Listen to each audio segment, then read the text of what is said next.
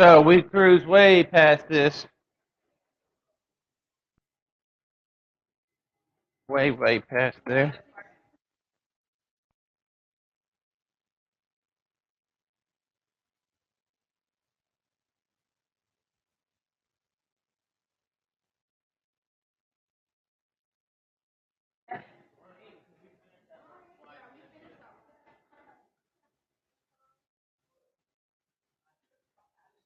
Talked about articular cartilage yesterday. We also talked about motion control. All right.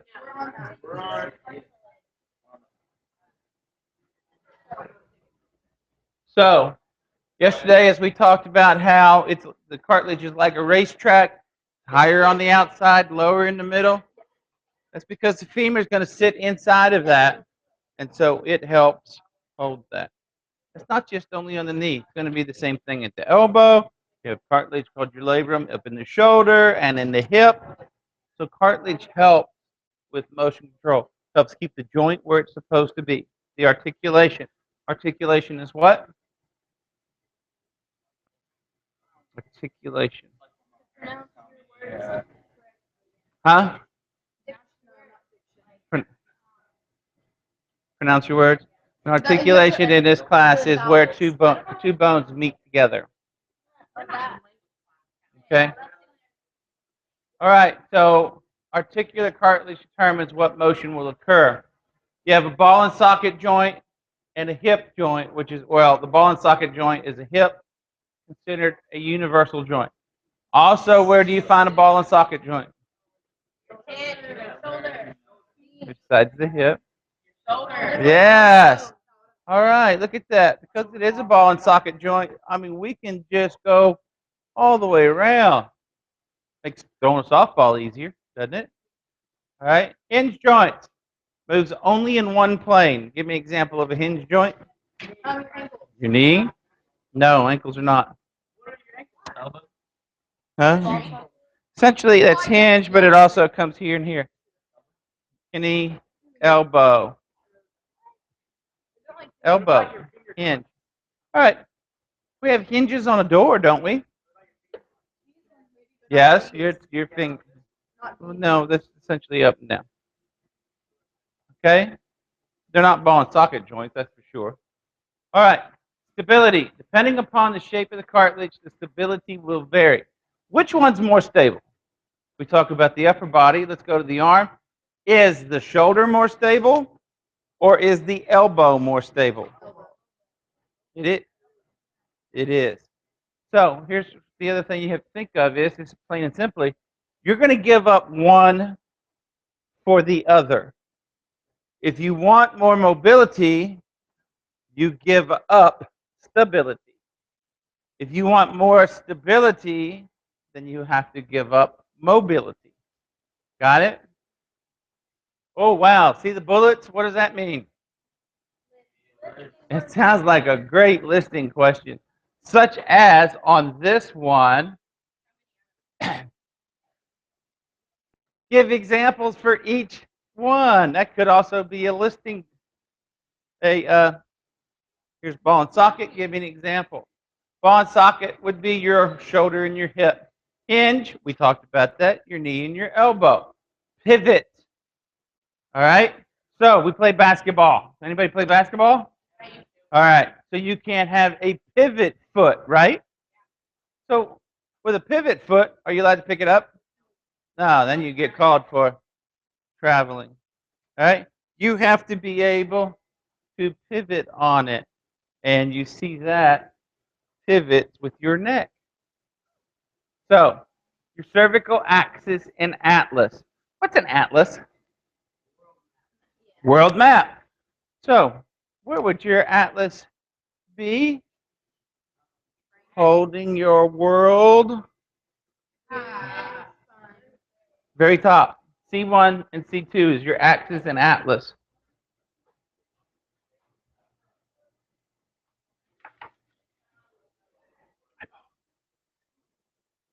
Now that I can see again. Okay.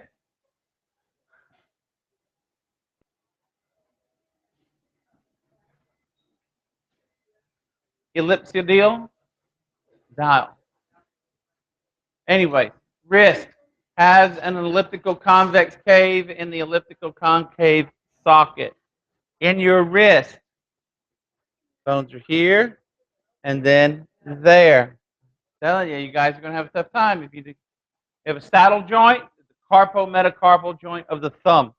Okay, so we're talking the thumb. Can somebody show me where the carpal of the thumb is? It is the carpal of the thumb. Where's the carpometacarpal joint of the thumb? No, that's the carpophalangeal. So we find the carpal, and then we find right down here where the metacarpal is. Got it? Yeah, gliding. Your carpal and your tarsals.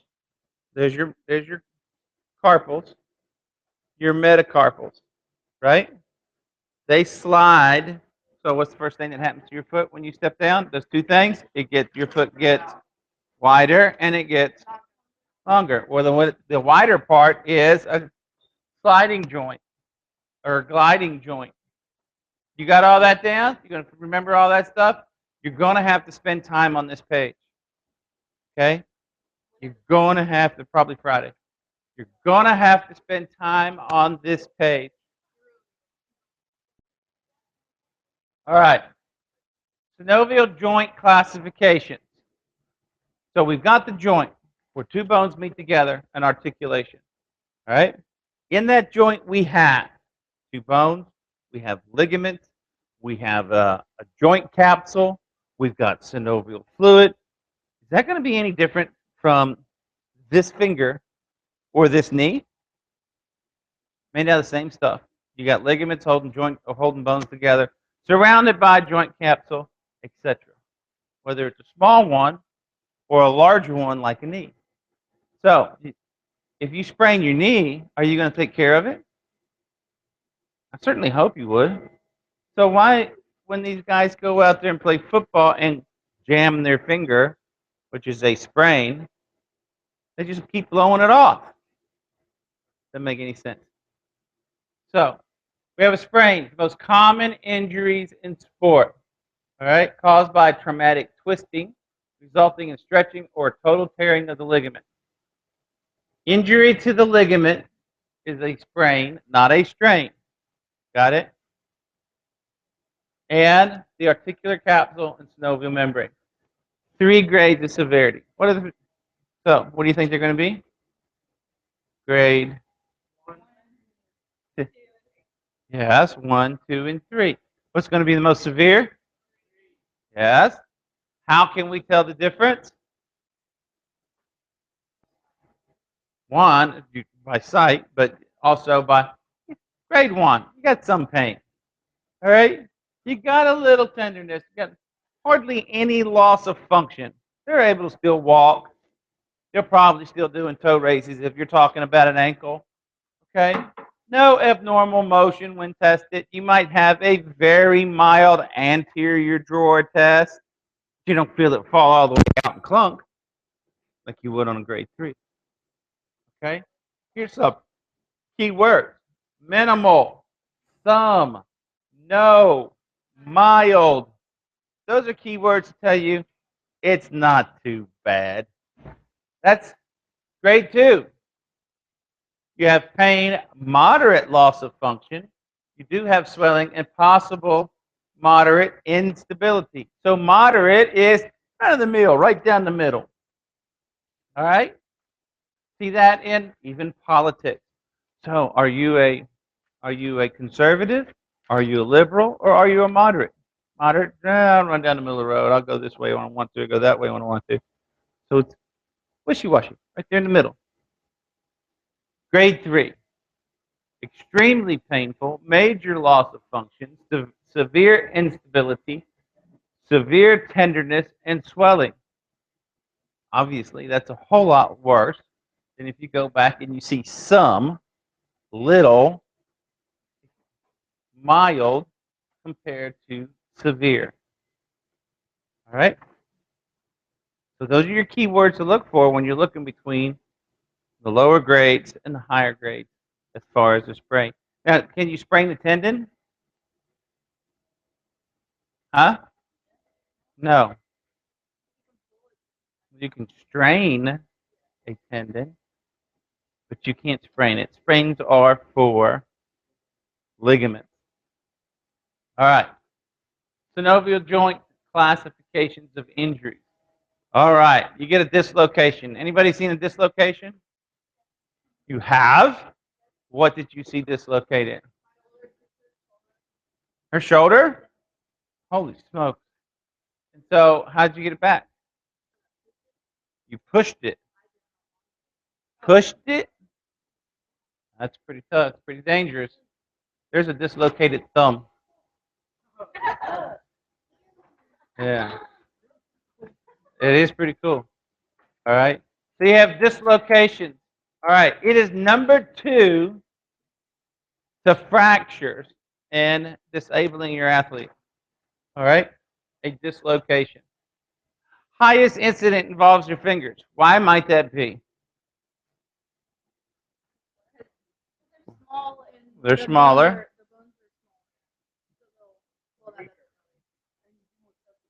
You do more stuff with them. Come on, think about it.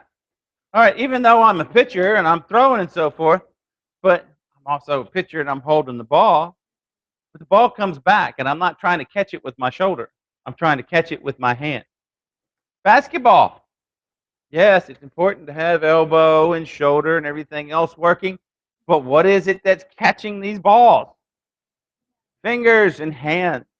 So yes, they hit there. Oop, you won't believe how many dislocated fingers that I've probably seen in 1,000 years of doing this. It's pretty easy, yeah.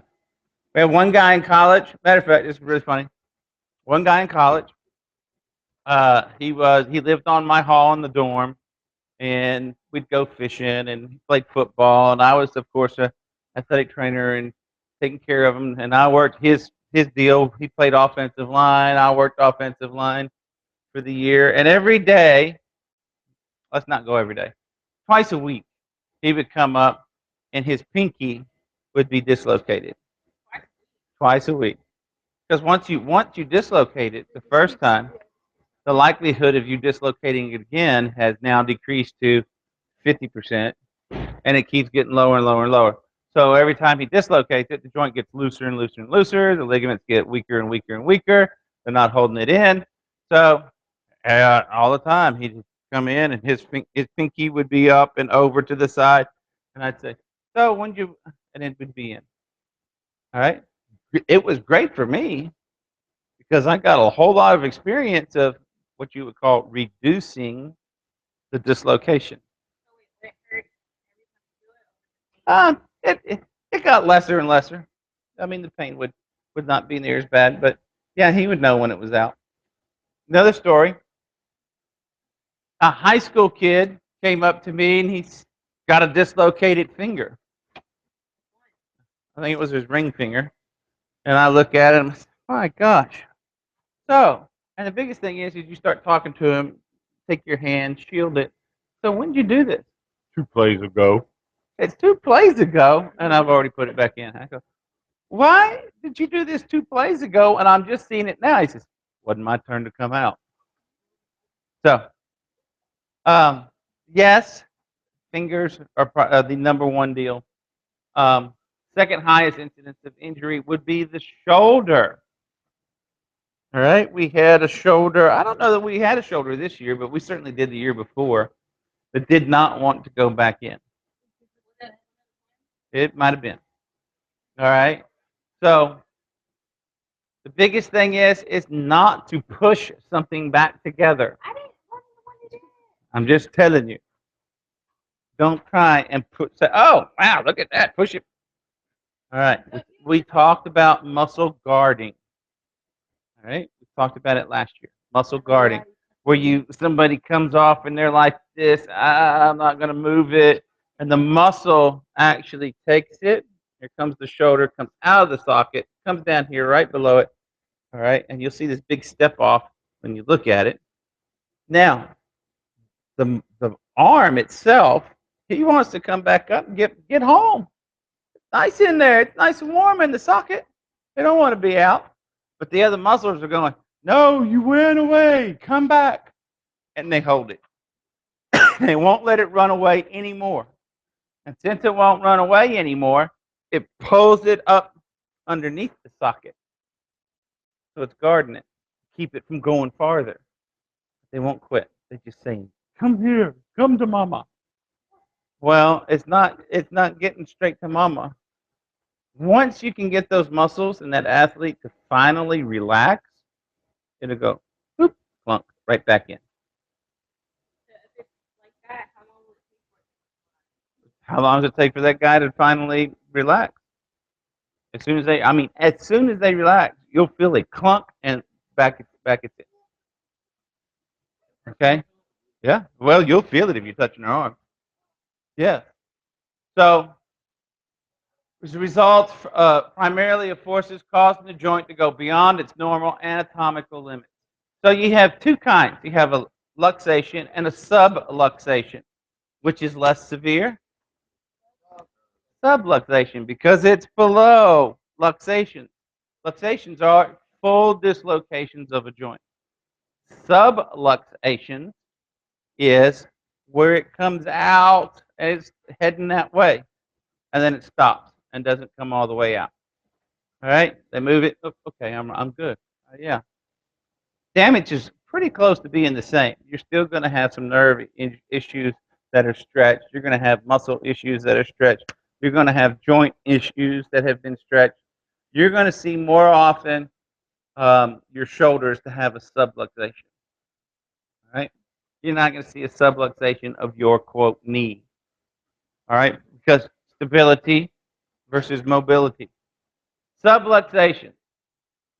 What can we call a sprain then? It is, yes, we can call it subluxation. How about this for a definition? A self-reducing subluxation. In other words, it goes back to where it's going, it self-reduces, it comes back to its place, goes home all by itself without help, but it had been partially out of place. So a self-reducing subluxation. Subluxations are partial dislocations in which there is an incomplete separation between the two articulating bones. The two connecting bones get a partial separation, sort of like husband and wife. We'll just do this little trial. Oh no, let's go back together. Okay? So there it is. Wow, look at that, self-reducing partial dislocation. Now this one here that you see there, that's a luxation of what joint? Well, it's a thumb. What joint of the thumb? Carpal phalangeal. Yeah. So that's also probably got a nice ligament tear with it.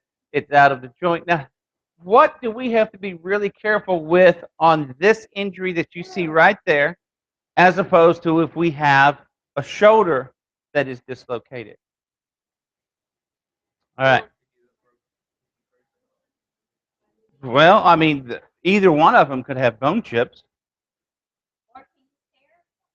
How many times do you use your thumb in one day? Give me examples.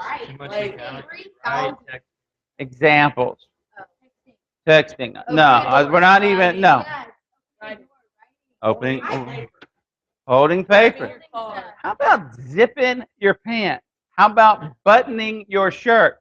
How about tying your shoes? All right. So you can see how important that thumb is in life, right? If you screw up a thumb and that person can't use it, they are now legally disabled. So, huh?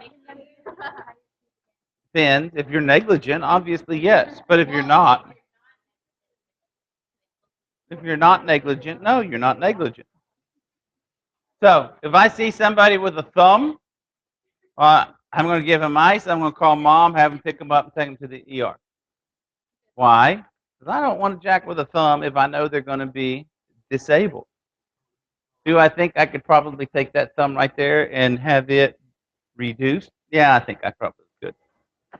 But But if something goes wrong, then don't think that Mama and Papa don't come in and say, "So, here's our lawyer." Yes, sir, Mr. Davis. Did you not have X-ray equipment there on the premises? No, I didn't. So you did not know that the thumb was broken in 7 places? No, I didn't. So you purposefully tried to reduce this without the knowledge that you needed to have? Exactly. I don't want that on me. And you don't want that on you. Leave thumbs alone. Luxations are complete dislocations, presenting a total disunion of the bones between the articulating surfaces. Got it? One's partial, the other's full. Got it? Skeletal bones. What's the job of the bones? Hey, it provides support and it gives you shape. What else does it do? Huh? Produces red blood cells. This guy has done some homework or something. All right. What else does it do? It protects your organs. Yeah. So the bones, it gives you support to be able to stand. You know, the thing that really irritates me when I hear people say this. Well, it can't be broken. He's able to move it. Yeah, it can be broken. Okay. Although it assists in movement, the muscles are what makes movement, and the bones are what get moved. So if I break my arm here, right, and I'm able to do this, the bicep attaches way up above it. So yeah, I'm able to move it. It doesn't mean it's not broken. All right. So the skeleton bone is like soft tissue. It can be traumatized during sports. You can bruise your bone, and it hurts. It hurts worse than a regular bruise. Okay. Specialized dense bones are specialized dense connective tissue consisting of bone cells known as osteocytes. All right. Osteo is the prefix in that word, meaning bone. The periosteum. You know this? The periosteum. So how's the bone get its blood supply? Through the periosteum. The periosteum is the covering of the bone that feeds the bone. Okay? So here's your functions. Body support, organ protection, movement, calcium reservation. All right? That's where you have your calcium. So you had brought up a word, osteo. Right. So if you start not taking in enough calcium, is the body going to if you don't have enough calcium intake, does the body go without calcium? No, it steals it from your teeth and your bones. Well, yeah. It means it's porous. Look at that. Look at the.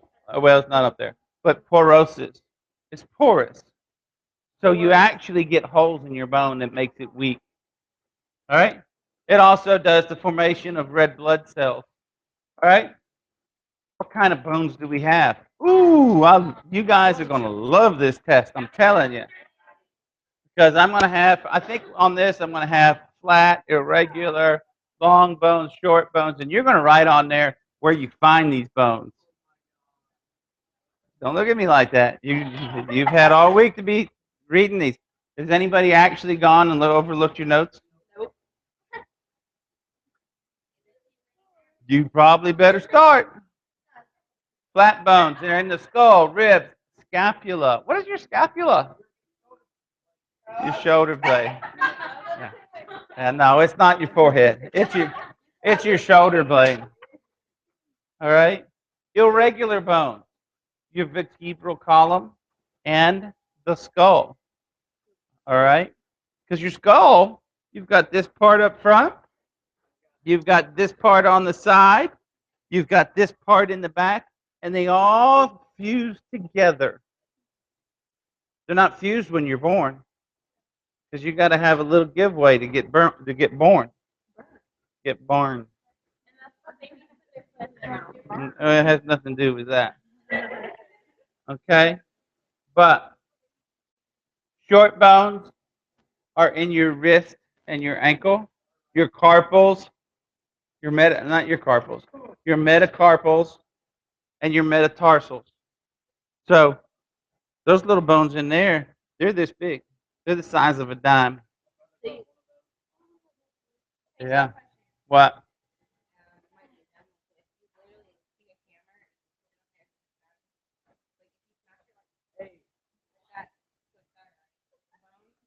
Let's see how big a hammer it is. But yeah, you can. But we'll get into fractures in a minute. Long bone, most commonly. Why are long bones the most commonly ones injured in sports? Right. The longer the lever, the more the leverage. Exactly. Anybody ever take pencils and break them? Yeah. You got a great big long pencil. You're able to break it in half real easy. You take the net, then take that other half and break it, and then take that quarter, and when it gets just like bones.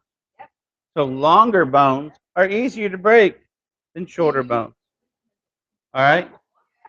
Most commonly injured in sport, they include the humerus, ulna, fibula, tibia, phalanges.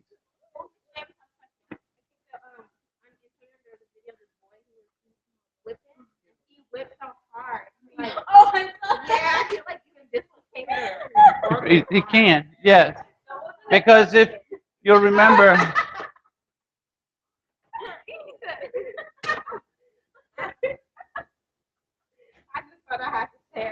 okay. Well, if we don't cover everything by Friday, it's still on there. It's not part of the lesson. Long bones can be stressed or loaded to fail by tension, compression, bending, twisting, and shearing. Since you're standing here, all right. Long bones include your carpals. I punch that wall. I am compressing them. They will break. That force will cause the bone to fail. All right. If I'm able to twist it far enough, it will cause it to fail. So you got compression, bending. All right, bending. If I'm able to get a load this way, it will fail. All right. Twisting. What's shearing?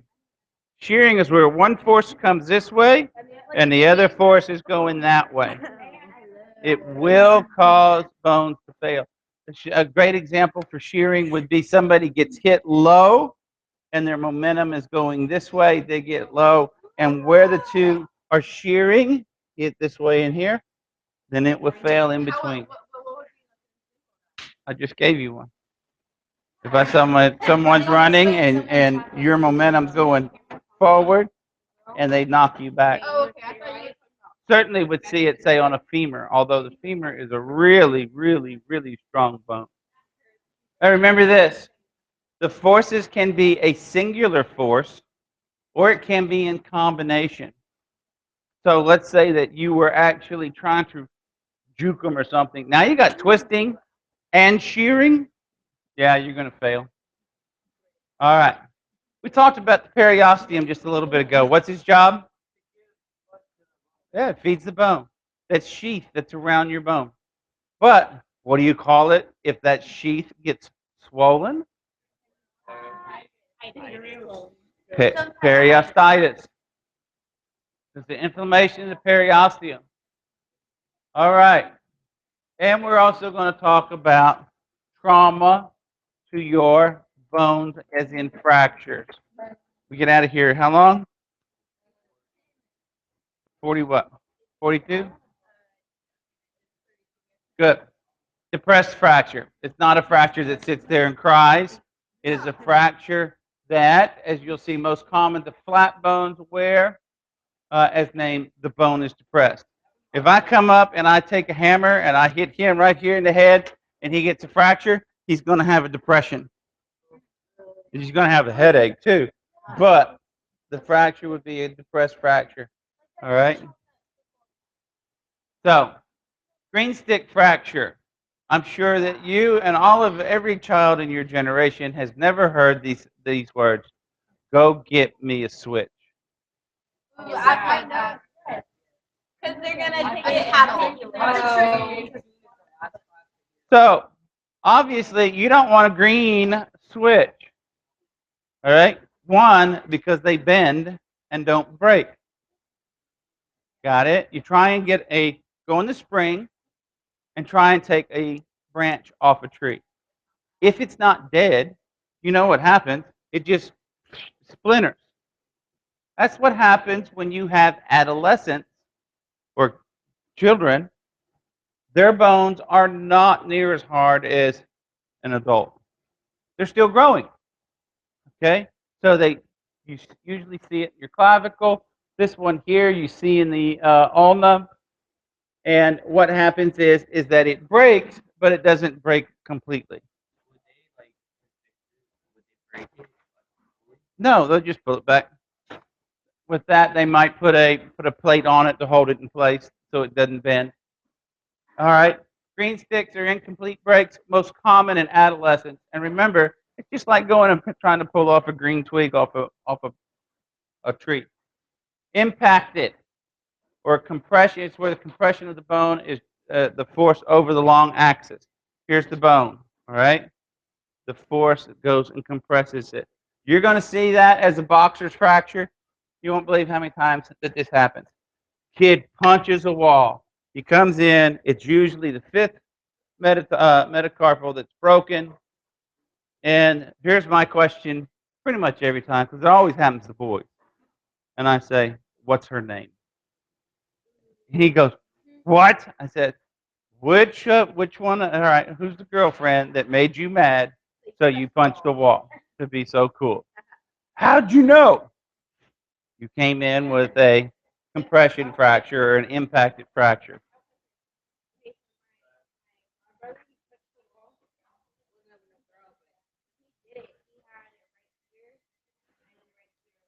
Mm-hmm. Yeah, well, that's what he's got going on. Longitudinal fracture. Bone splits. Uh, the bone splits down the length of the bone. Oblique. You have those as muscles, right? Yeah, over here. Oblique fracture. It's received while one end is twisted and the other end is fixed, and it comes around. Not entirely, but it's oblique. Serrated fracture. Anybody got serrated knives? That's what it looks like, a serrated fracture. The thing about those fractures is that bones are very sharp. Okay, so if you get a serrated fracture, those ends can do further damage. What can they do further damage to? They can come out your skin. They can. How about nerves? How about if one of those bones hits an artery? Now you've got something entirely different. Not only do you have a fracture, you've got internal bleeding going on. With internal bleeding, you'll bleed out. There won't be a puddle of blood anywhere. It's going to be on the inside of you, and no, you'll turn pale because you don't have the blood carrying the oxygen. Spiral fracture. Here's your spiral fracture. It's usually an S. They have an S-shaped separation caused by sudden rotation. Transverse fracture. Transverse starts with what letter? Here's the bone. Here's the T. The transverse fracture is usually just straight across. Okay? It's a straight line fracture site at more or less right angles. All right. It takes what to raise a child? Actually, it should take parents, but some folks say it takes the whole village or community. So in order to have a community, you need several pieces, which is a comminuted fracture, where you have now made yourself a community with 3 or more fragments at the fracture site. Comminuted fractures are very nasty. You have to try and either piece them together, etc. Might end up with a bone graft. Contrecoup fracture occurs on the opposite side of the point of trauma. Example, skull. if you guys will pay attention to the Twitter that we have, has anybody seen where it's got the little brain and it's got the jello in the brain shaped as a brain, so you'll watch it bounce back and forth. But you hit something with your front, all right, and the force actually causes the fracture in the back, controcute. Blowout fracture. These are MRIs of a blowout fracture, as you can see. All the damage to there on the left side. It occurs to the wall of the eye orbit as a result of their. Now, when you ask those people to put their eyes up and down, the one eye will not move. Okay? So there's your bone trauma. Now, here's what we talked about before, avulsions, where you rip the skin. Remember? I told you we're going to see it again. This is an avulsion fracture. So I'm playing football, and I come in to make a tackle, and I catch him, and I catch my thumb. Let's say that the ligament doesn't fail. The ligament doesn't fail. What would fail is the attachment on the bone. So the ligament and the bone comes off. All right? Very similar to what we saw about a week ago as far as an avulsion fracture of the tibial tuberosity. Oh, stress fractures. These are great. Most likely caused by subthreshold level of rhythmic muscle action performed over a period of time. May take several weeks to show up. Shows up like you got to get a bone scan, and then they'll find the hot spot. An X-ray will not do it. You'll need to have a better piece of imaging than what you get with just an X-ray. Stress fractures can lead into true fractures, and I've actually seen a young lady who played volleyball, forced to run 5 miles a day, get stress fractures that ended up to where she was wheelchair bound. Not the rest of her life, but until they heal. So let's have, y'all want a quiz?